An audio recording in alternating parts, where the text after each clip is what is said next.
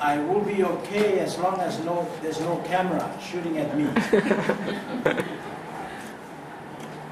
I really appreciate this invitation to come and present some oral history on the school and probably the church in Kiribati. I am not the expert in that, but I think I know some that I can share with you. And I know the board is here. A lot of you have been here also right from the beginning. I would like to apologize because when I made my preparation for today's presentation, I had so much, and I don't know what am I going to present. There's so much material that I have, and one of my goals is to sit down maybe when I retire and write a history.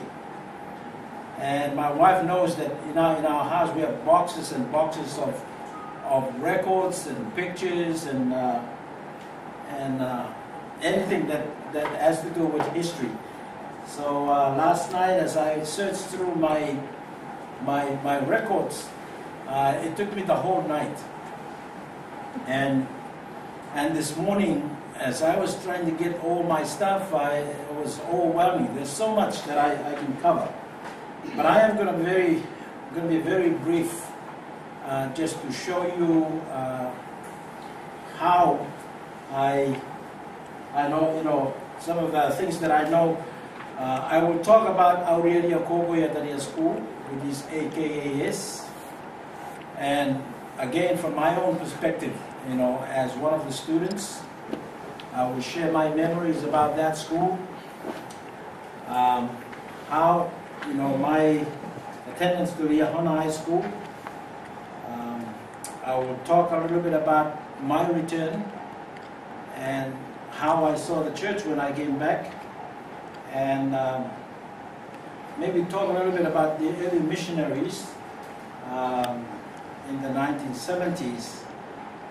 And again, as we lead, talking about the church when we were a district and how we became a state. So that itself is a lot of things, but I'm just going to go through very briefly. So I am going to start by my attendance at AKAS. AKAS stands for Iotua School. And I like to start with these years of 1972 to 1974. Again, because I know that better, and those are very significant years for me. One, because that was the year, 1972, when the church officials first came to Kiribati in response to a request from Mr. Iotua, whom I will talk about later.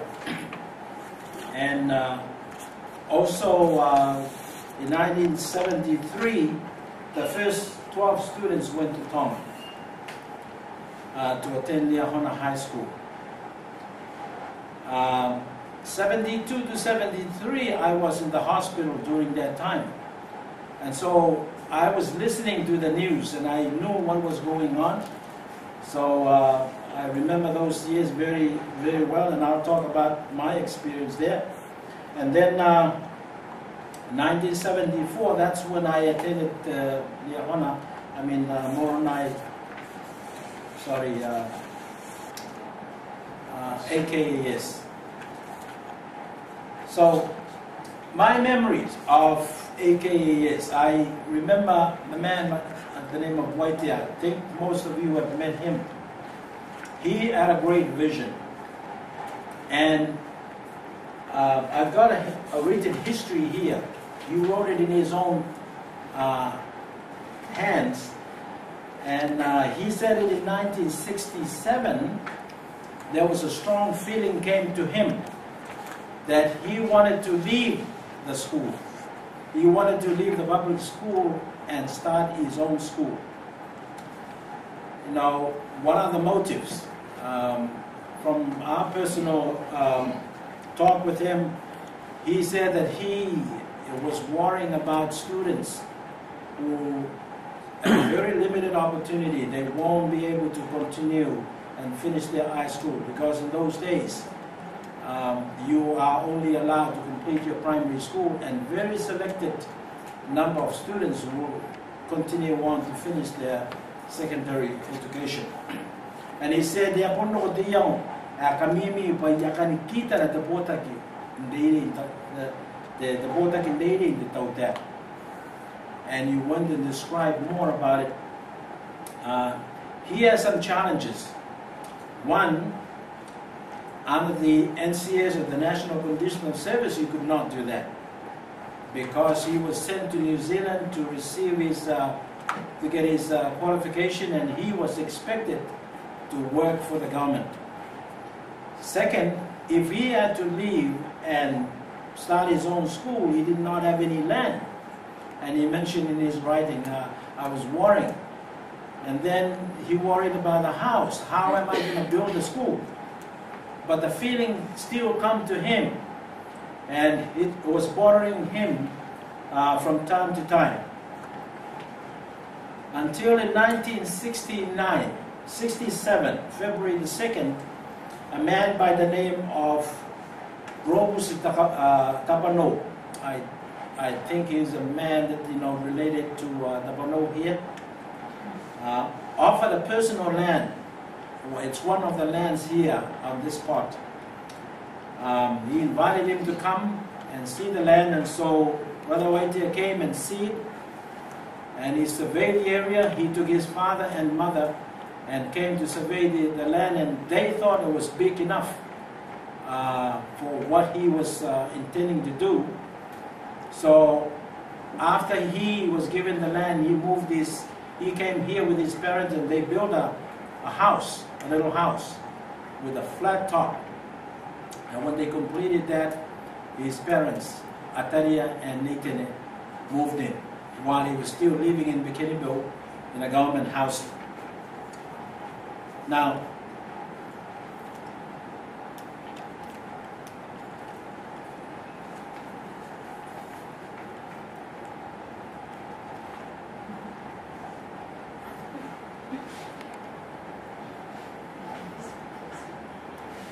so these are some of the memories that I have about the school.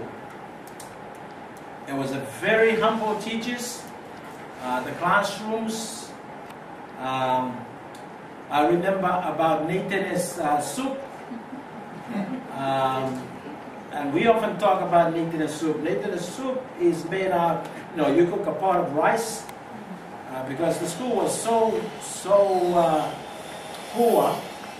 And when I was attending the school, it was about 120 students at the time. And you can imagine feeding those number of people, morning, lunch, and evening. And the tuition during that time was only about $10, $15, $20. I thought I paid $20 for a term. So they have to be very conservative with what they had. And so they invent what they call Nathan's soup, which, they boil rice and just take 1 tin of mackerel, pour it in there and just stir it. And when you stand in line to come and get your share, all you had was a rice, but just a little tins about the tin fish, and you could smell it, but it did a good job. Bori was his favorite.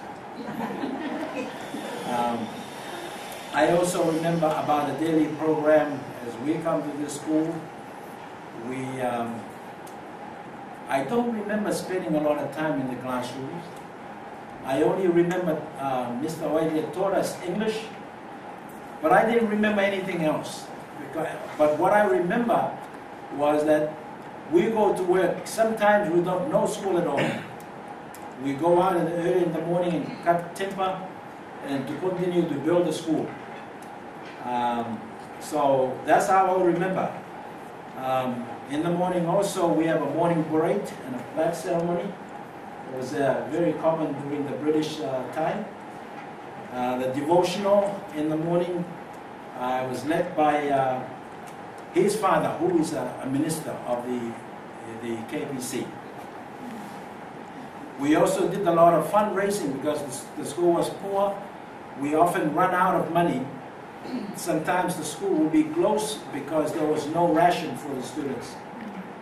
And so as a result, students would go out and organize dances. And we often go to TUC Manepa in beginning of those days and at a dance.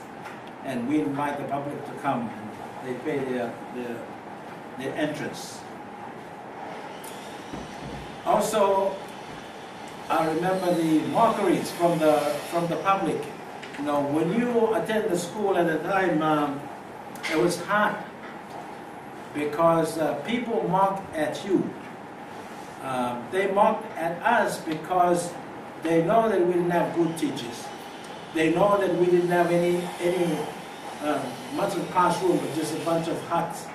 They know that we didn't have school materials, so they always mocked at us, especially KG5 and EBS. You know, those were the main ones. And not only that, the students at the time,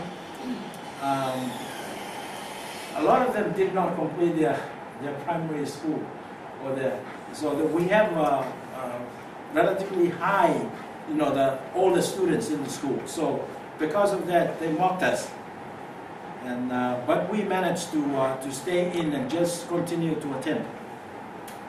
What I liked most about the AKAS was the cooking day. When you do the cooking day, you spend a whole week preparing for that. And if you guys remember, we would go out fishing at night. We would do all kinds of cookings, local food, to prepare for that. And that was a big day. That was under the annual event, just like an open day for us today. But during AKA's time, it was the cooking day. Okay. Now, I'd like to talk more about Waitea.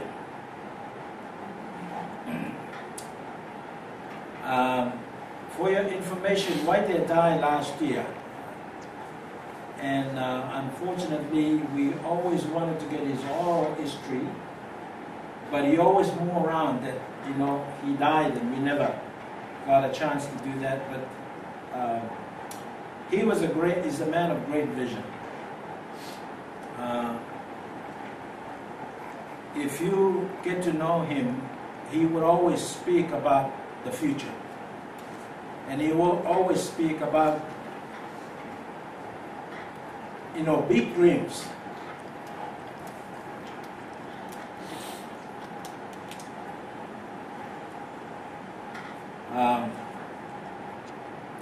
He built a school, and these are some of the pictures of that school. This is the dormitories in 1973, and when I ended AKAS in 1974, my mom took me to see him and said, let's go and see the headmaster and see if you could be admitted to his school. So we looked around and we were escorted by a bunch of boys to his house. And his house was located, I think that's where, you know, the admin office, behind the admin office, the library. And we would go in and he was sitting down there. His bed was made of mats, and if I recall, you know, fine mats about this thick. And he has accumulated that from year to year from his students. When the students come and they leave the mats. And so Brother Waitea just accumulated that and make a very nice bed. And so he put a mat for us to sit down, very, very kind man, and he's a very hospitable man. And so my mom asked him, you know, my son wanted to attend your school. And he said, there's no problem, he can come tomorrow. It's that easy. So the next day I came to the school, and he said he has to bring his change, he has to bring a eating utensil, such as plates, spoon, cups. Those are the things that were required during the time. So I came, and this is what the school was like, you know, at that time.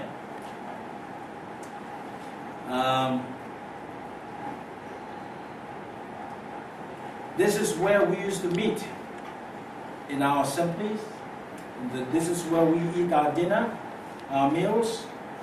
And if there is any special message that the master would want to give, or the father, he would call us, and we will all come and meet under this humble hut. The classrooms during those times were all made of local material.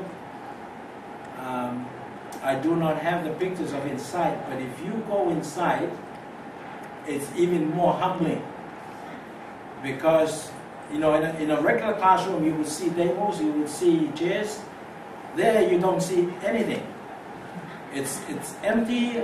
All you see was the mat, day night, and a coconut. You know, the coconut lock.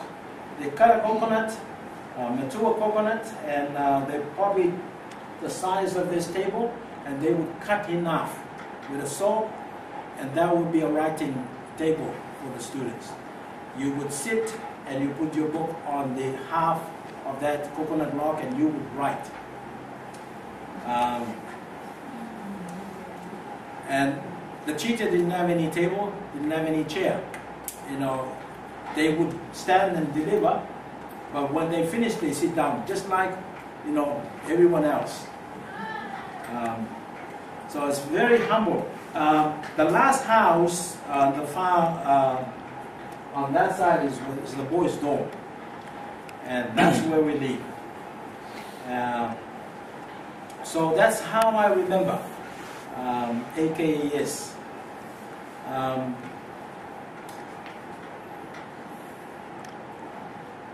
I like to. I think the vision that the man has is preserved in the songs that he had written, or maybe someone else has written, just to build the spirit of the students. Because as you know, when you're in the school, you know, sometimes you're hungry, you want to go home, not much here to eat. So he would often encourage the students to stay on. At that time, he was writing letters to the Marshall Islands, to Samoa, to Tonga, asking any help, you know, to take his students and complete their high school. And so one of the songs that he wrote was Te Taini Kukure. It was the time to be happy, because the school is now being built according to the vision or the plan which has been laid, and so AKAS is now complete. So Te Taini Kukure, Te Taini Ngarangan is a time to be happy, a time for joy. For the school is now complete according to the vision and the plan. AKAS is now complete. A time for joy, and a time to shout, and a time to be happy. That a flag is now, you know, raised, saying that we are at victory because the school is now complete. You know, those songs remain with us as students. That's the only thing that kept us going, was those songs, and we would sing it in the morning. Anytime we meet, we would sing our school songs. Another song that was very inspiring known anymore. I don't know the. Just quickly translate that for those of you who don't read Kiribati. But that is a very inspiring and visionary song. It tells about students attending this school like a nesting place. And after you come here, the edge, the nest edge, you know, the eggs hatch and the birds start to fly away from their nesting place, from an ancient place called Tapuarare. Now, let me tell you a little bit about Tapuarare. It's the name of this village. And it is an ancient place because it has a shrine of Auriaria, Bamatan Auriaria. And it is by the Service Center. You know, those of you who don't know, that spot there is considered to be a very sacred spot. Not only in the country, but throughout Kiribati. When visitors visit this island, they would often come to that place and worship Auriaria. They would often bring a tobacco, we call it the moyaga, or any gift in terms, they bring it in terms of tobacco or money or food. And so I remember when I was a student, the old man used to come from the village and they would worship at night and they would do something. They would, you know, light the smoke and, you know, and do some ritual things there. And it's a very sacred place that nobody wants to walk around that place at night. They say that in those days, when you run fast or go fast on the motorcycle or the car, you would crash. One of our missionary had an accident in the night, I think it was 1976, and that happened just by that, you know, sacred place there. So when Waitea or the person who composed the song, they consider this place here as an ancient and very sacred place. And so it's in the song. Tapuarare, what the Tapuarare is a man, it's a man's place. In Kiribati, when you say a man's place, that's only those who are fit who can survive in there. It is most popular according to the legend with where the gold waters flow and from the wells of AKES. Now we have some remnants of those wells. There are about 3 wells that were the original wells from AKES, and they're preserved until today. One is by the admin office. There's a pump there. That's one of the wells. That was the principal well. And there is another one here, and another one on that side. This one here, we used to use this during our mission, because the missionary leave this area here during that time. And so I would like to sing the song later on at the end of the presentation today. So keep in mind that we have those songs written. Now, I stayed here for 1 year, 1974, and then 1975 I went to Tonga. Now, how I got to go to Tonga, it was a miracle. 1974, President F. Davis, who was the mission president in Fiji at the time, came over and selected several more students to go to Tonga. At that time, there were 2 groups that have already been in Tonga. The first group was in 1973, 12 students Another 12 students went in 1974. And all of those joined the church. And so the church was very excited about getting more students to go there, again, so that the church could be introduced to Kiribati.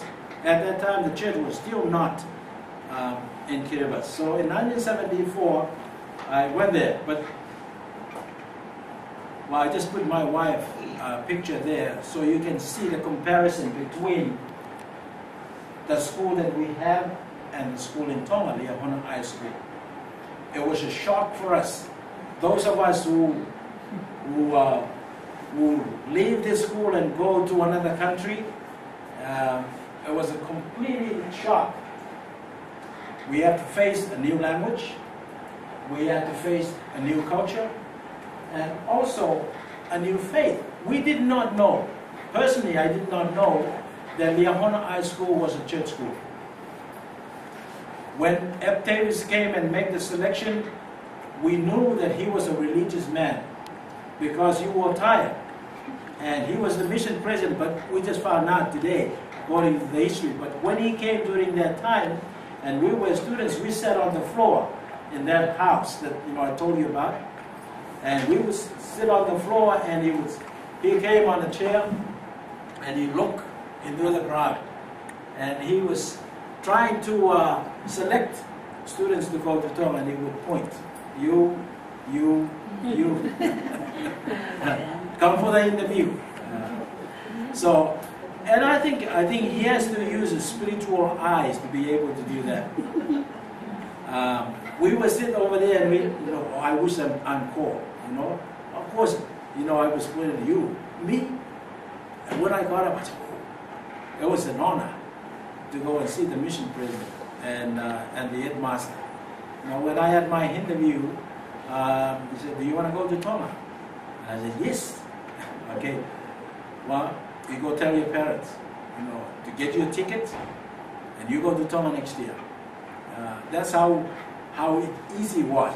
There was no examination, no written. It was just a spiritual communication in my view. And maybe you don't know what happened before this. And the reason why I like to talk about it,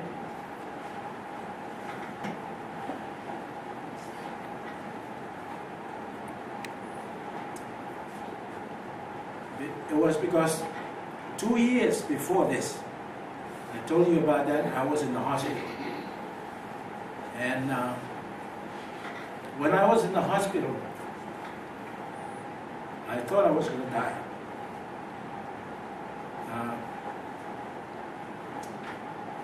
I ended up there for 2 years. Shouldn't be, but I did. I think the Lord wanted me to be humble, because I grew up with young boys who were very rascal, and I also had a tough life when I was I had that sense of wanting to be disobedient, but on the other side, I want to be a good boy. And so I tried to make my what I was going to do. It was a turning point for me. Then what happened in 1972, when the students first went to Tonga, I wanted to go, but I got sick and was admitted to the hospital and happened to stay there for 2 years.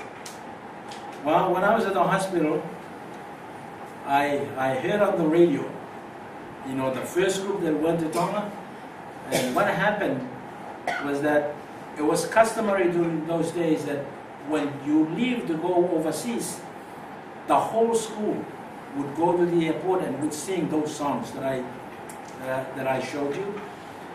Just before you go into the plane, all the students that will be going to Tonga, they were all lined up. They presented the song, and the whole student body would sing a song. And they would broadcast it on the radio, and I heard about that. And I was in the hospital, and I said, "Oh, boy, I heard so-and-so. It was my friend." But anyway, When I was in the hospital, it came to a point where I was going to die. But the doctor said to my grandmother, your grandson may not be able to make it. And that was due with the first year I was in the hospital. So we can't tell you. Because my grandmother, who was with me, he took me from the Iotua Islands up here, and he was with me at the hospital, and he wanted me to get well. And I remember he said, you know, if I could take the pain that you have, I would take it so you can be released. She mentioned that many times.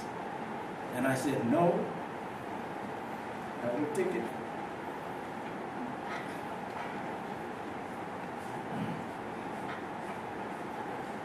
So I really want to get well.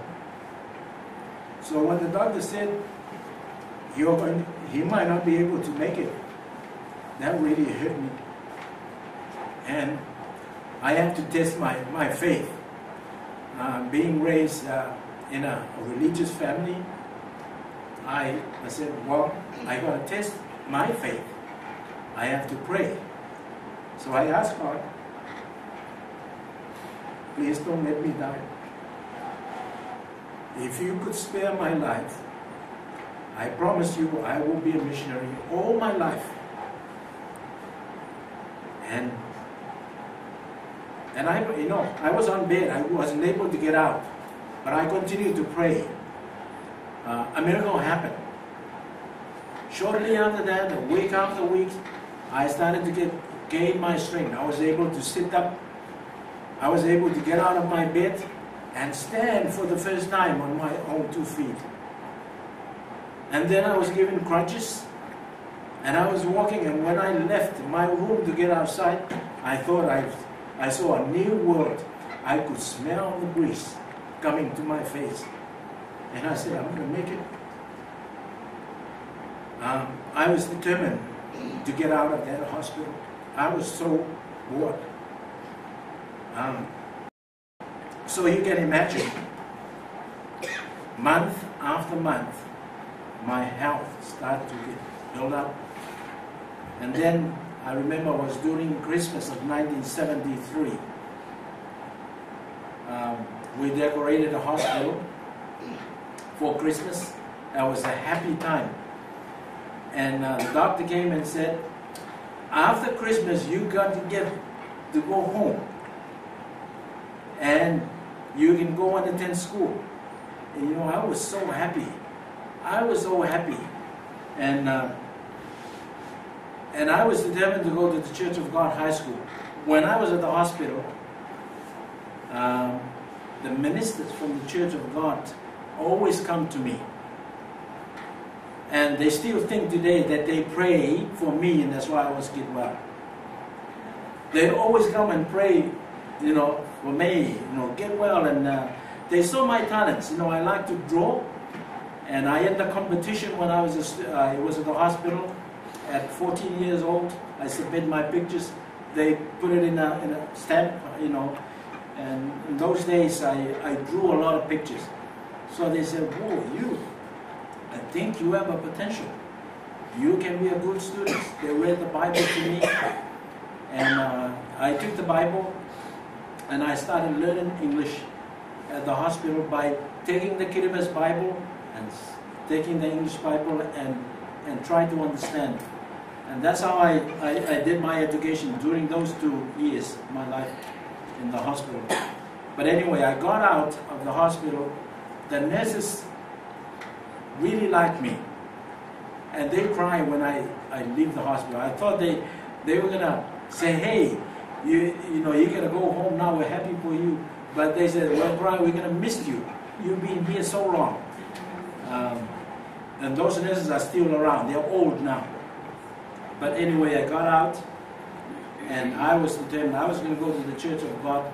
But then, one day, I completely changed my mind. I said I was not going to go to the Church of God. I was going to go to AKAS. Now, AKAS, as I told you before, it was the very least school you can you could have imagined to attend. But I chose to come here. And so when I got here, as I told you before, there was not much learning that I got from the school. But I realized that when I went to Tonga. When we got to Tonga, it was a Saturday. And the missionaries, it must have been a conference, because a lot of people were wearing tie. And we realized it was a church school. And so my mind went back to that experience in the hospital. When you spare my life, I will be a missionary. And so I saw, my mind just clicked. This is the place. This is why I'm here.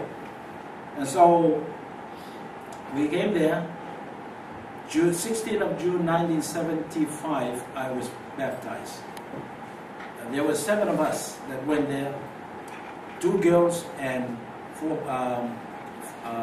boys. I was the first one out of the 7 students to be baptized. And I was baptized by an home teacher from the Cook Islands. He was only a priest at the time, but he baptized me. And so that's how I joined the church. And again, I can tell you more about that. I can tell you more about how I met my wife, but because she's here, I won't tell you about that.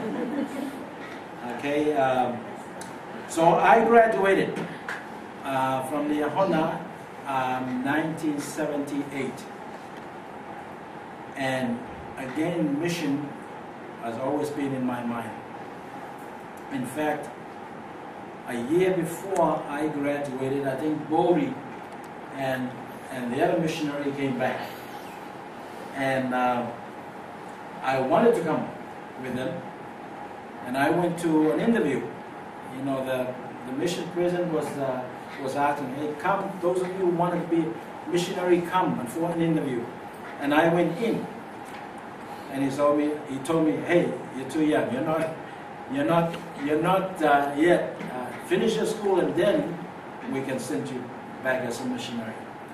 But anyway, at the end of 1978, I stayed in Tonga for a few months with Peter and Marietaka.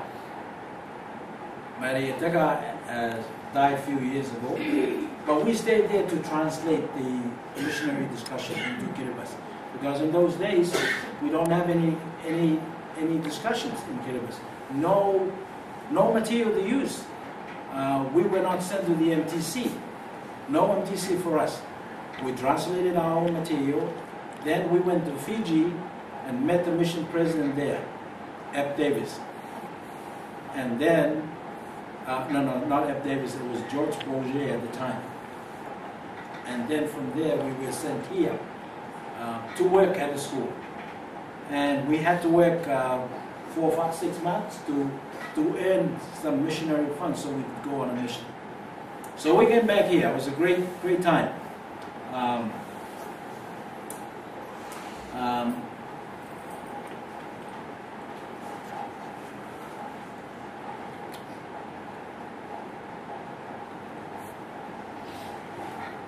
I will not tell you more about the first 6 missionaries, because much has been written about the first 6 missionaries, so you can read about it. And also about President Bama's declaratory prayer. But I would like to talk a little bit about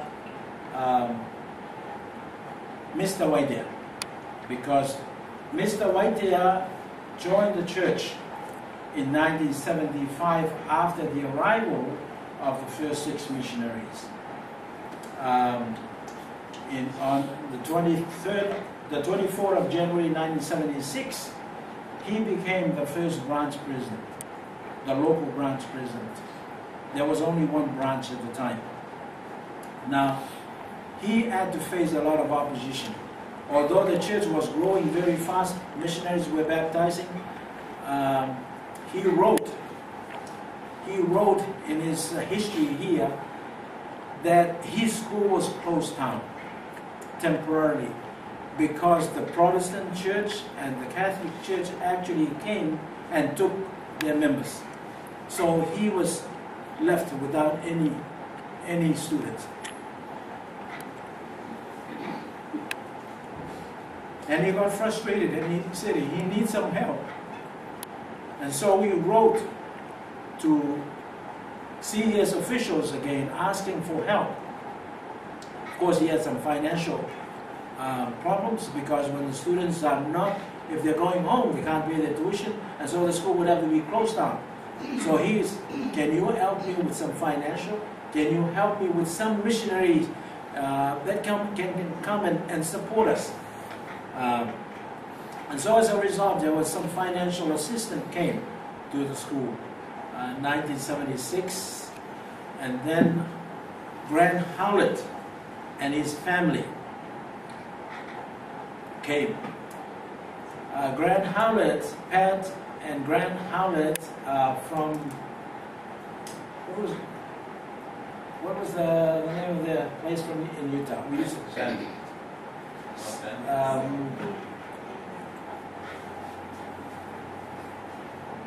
well, we used to visit them when we were at Provo. It was by the mountain there, but Springville. It will come back in my mind. But he was I think he was prepared. The Lord has prepared his family to come. We met Howlett and Pat in Tonga. When we came to Tonga in 1975, he was a teacher there. He was teaching science, and an English teacher. And he was also serving in the bishopric of the Liahona ward. And so he had encounter with the first Kiribati students that came there in 1972 and in 1973. When I arrived, he took me home and he taught me after church. You know, after long church, you're taken home and you've been taught the gospel. He spent an hour or two with me and he just taught me about Joseph Smith and the Book of Mormon. And he was my teacher. But anyway, after the first missionaries came here, he was asked with his family to come over. And can you imagine a family like this, a big family coming over to AKAS? AKAS does not have any accommodation for them. So it was very difficult for them to get their permits to come. And so Whitehair has to look for an accommodation. They would not give a permit until they can be sure that there is a place for the family. And Whitehair said, well, they can stay on my campus.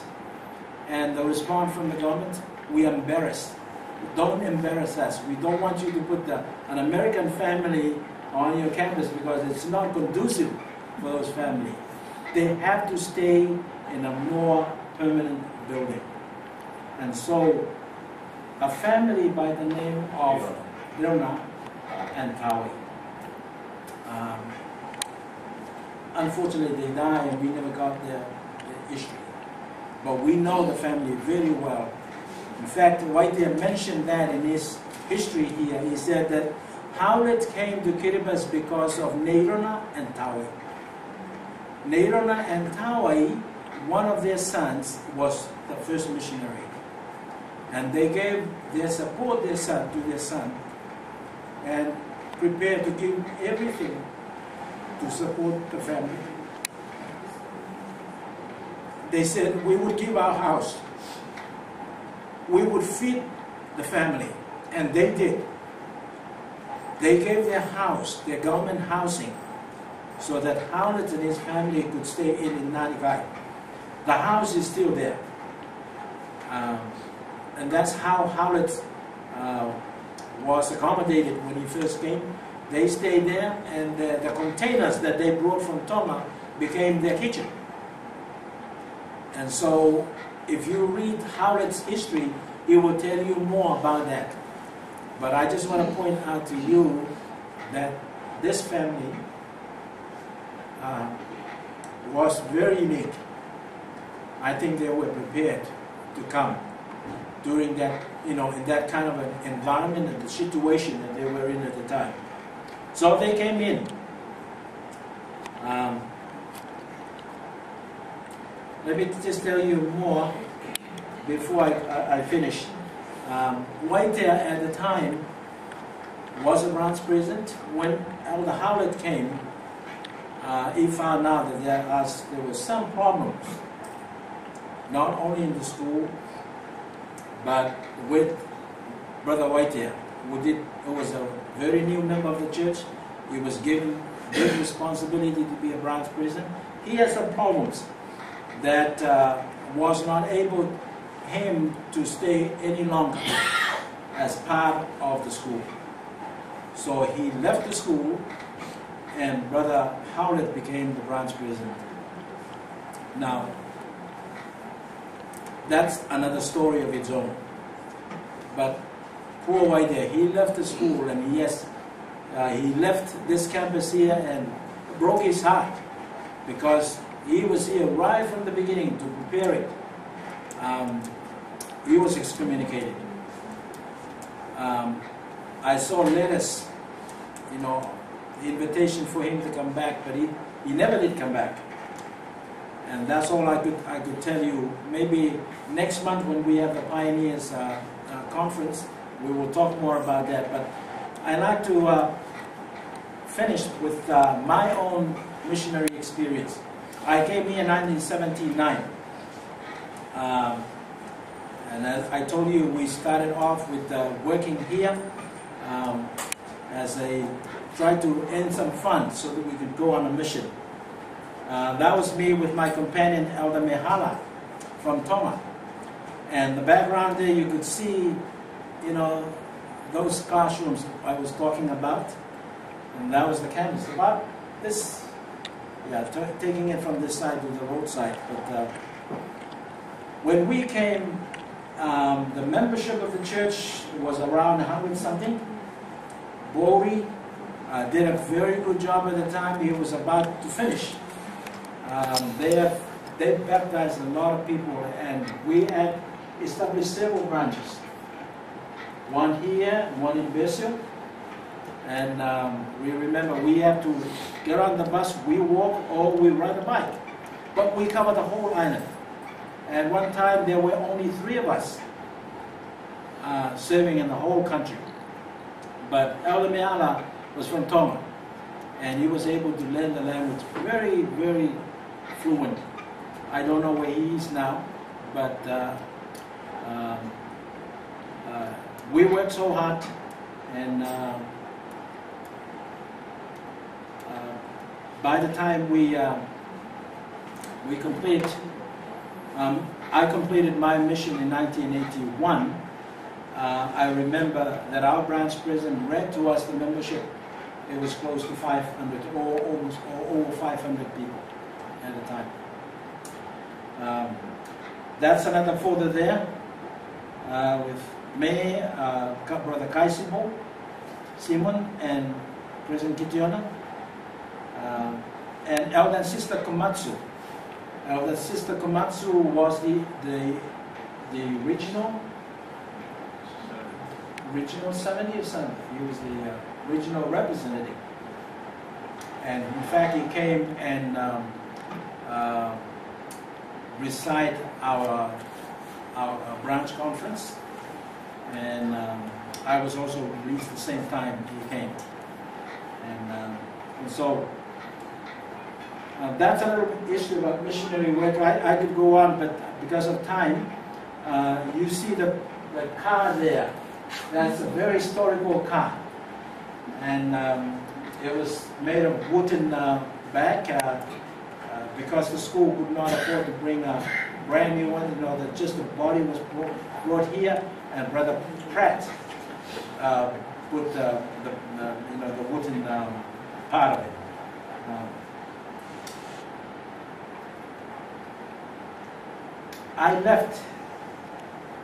after my mission, I left to Hawaii, and I was out there until I came back in 1988.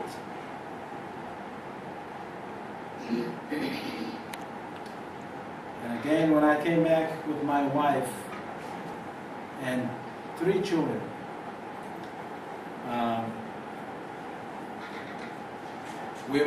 we came and stayed with my mom because we didn't have any place. I just finished my program at BYU Provo at the time. We came back and unload our stuff, and then during that time they were reorganizing a district, and Elder Sonnenberg, a member of the area presidency, but also a member of the 70, came to preside the conference. As I was loading our stuff, I saw him coming on the road, and he said, "Are you Brother Tune?" And I said, "Yes. Well, happy to meet with you. Would you please, when you finish unloading your stuff, can you come and see me in the office?" And I said, well, "Okay, I would come." I asked who that man was. And, he's from America. He's a general authority. And so I quickly went to see him in the office where Bishop Katau is now. That's what's the district office at the time. And when I came in, and he told me, "Brother Tune, we are here. We've been here doing some interview. We are organizing a district, and we want to have you come over with your wife." He asked me several questions. What have I done? What callings have I had in the church? And I told him, well, not much. I've been an executive secretary in the ward. I've been a ward assistant clerk. And he said, "Well, you go and tell your wife that you've been called today as a district president. But you go and tell your wife." And I said, "What?" "Well, we call you now to be the Lord wants you to be the district president." Well, you can imagine, I was very scared. Having no administration background in the church, I was new, I didn't know the people. I have gone for 7-8 years, and when I came back, I was given that calling the same day, not even the day after, the same day it arrived. So I went and told my wife, "Hey, come over, we need to go and see the man." "Why?" "Well, I think we..." So we went and had an interview, and they said, "You have 2 days to consider your counsels and be ready for the conference." And so they're my counselors. I had Elder Peterson, who was a professor at BYU at the time, and Brother Tabo Yeremi.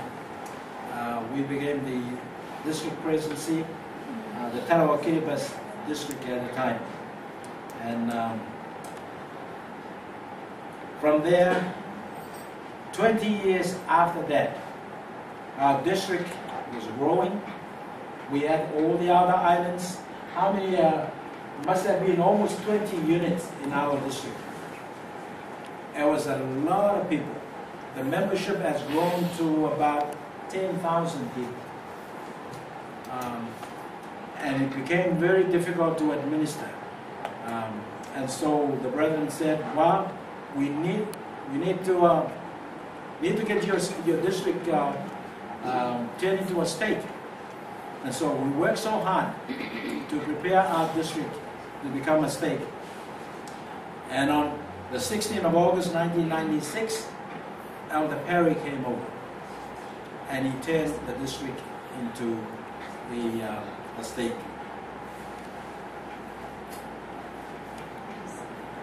I was released as a district president, and I was called as one of the bishops in the 81st Ward.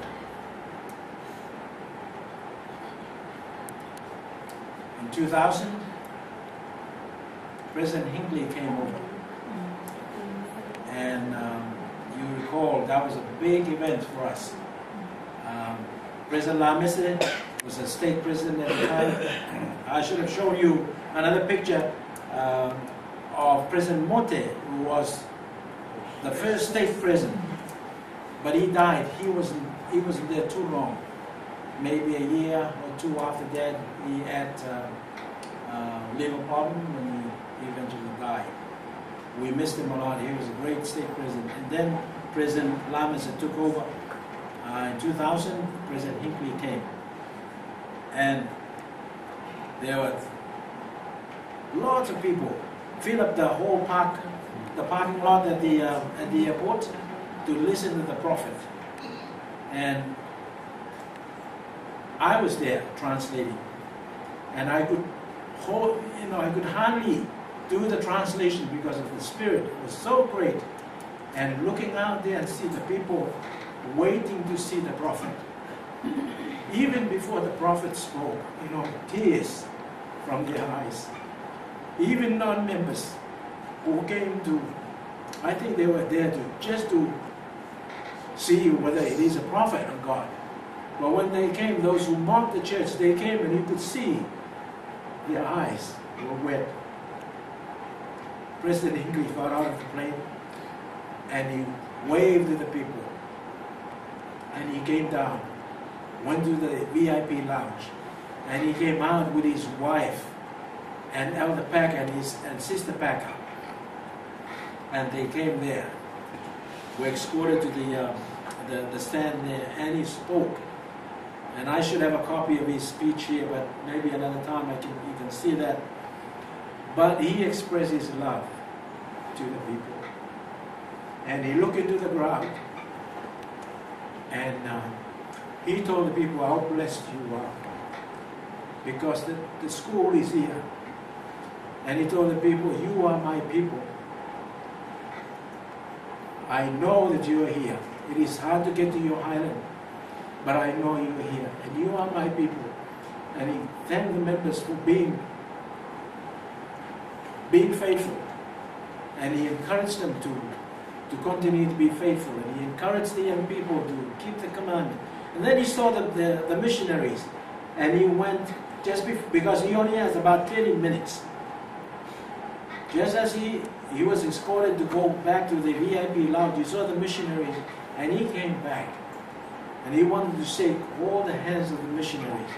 They all came, but there's so many people that the security was trying to get him out. And was during noonday. And I was there trying to, make a way to shake his hand too. But I stayed back and tried to control the crowd because we don't want the president to be fall off. He was an old man.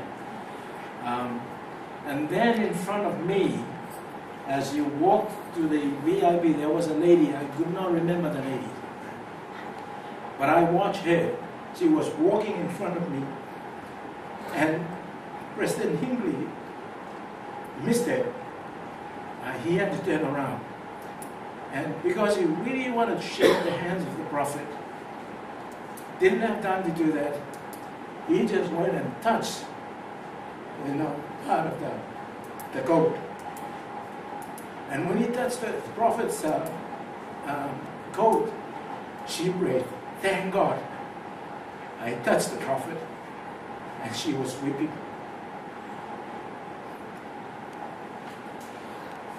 Everybody that came to see President Hinckley knew, and they could testify that he was a prophet of God. And all of us were there.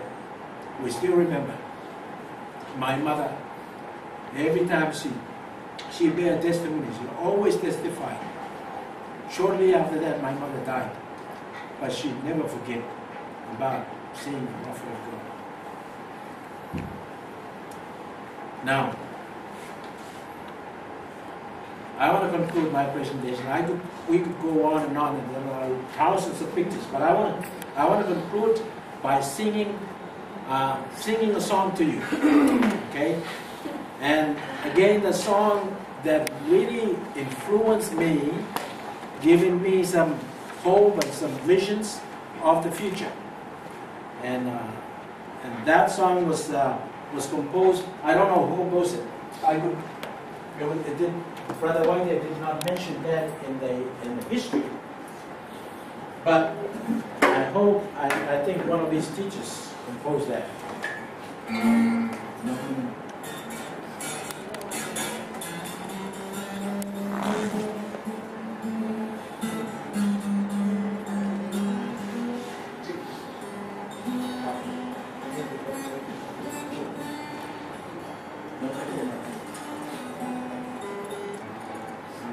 You can take a break while I do that.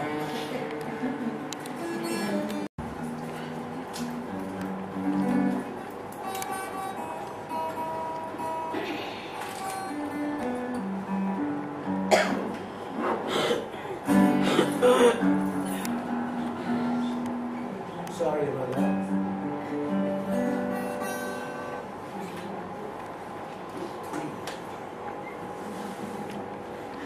Now, this morning when I like to sit. Oh, no.